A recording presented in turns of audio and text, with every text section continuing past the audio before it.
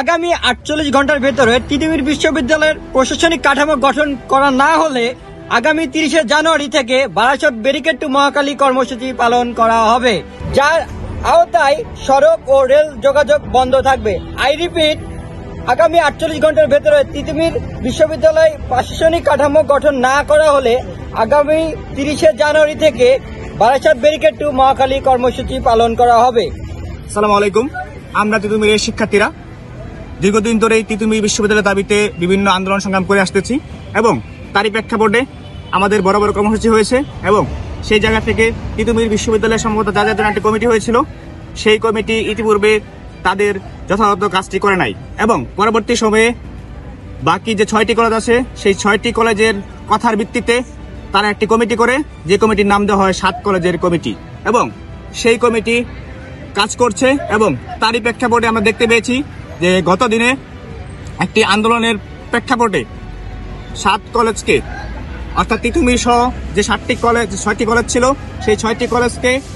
ঢাকা বিশ্ববিদ্যালয়ের অধিভুক্তি থেকে বাতিল করা হয় এবং তাদের মধ্যে এটিও ঘোষণা করা হয় যে পরবর্তীতে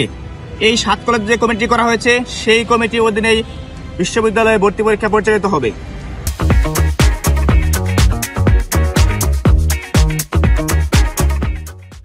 এবং এই জায়গাটায় আমরা মনে করছি তিতুমির সহ অন্যান্য যে কলেজগুলো রয়েছে সেই কলেজগুলো একটি অভিভাবকহীনতায় পড়েছে। সেই জায়গা থেকে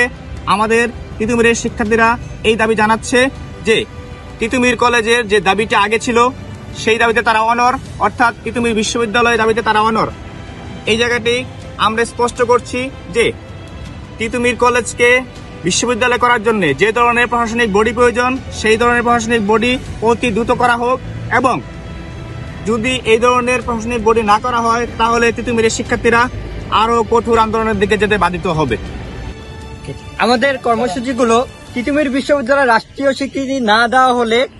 আগামীকাল থেকে অনির্দিষ্টকালের জন্য তিতুমির শাটডাউন পালন করা হবে, অর্থাৎ তিতুমিরের সকল ধরনের ক্লাস পরীক্ষা বর্জন করা হবে। আই রিপিট, আগামীকাল থেকে তিতুমির কলেজে শাটডাউন কর্মসূচি পালন করা হবে।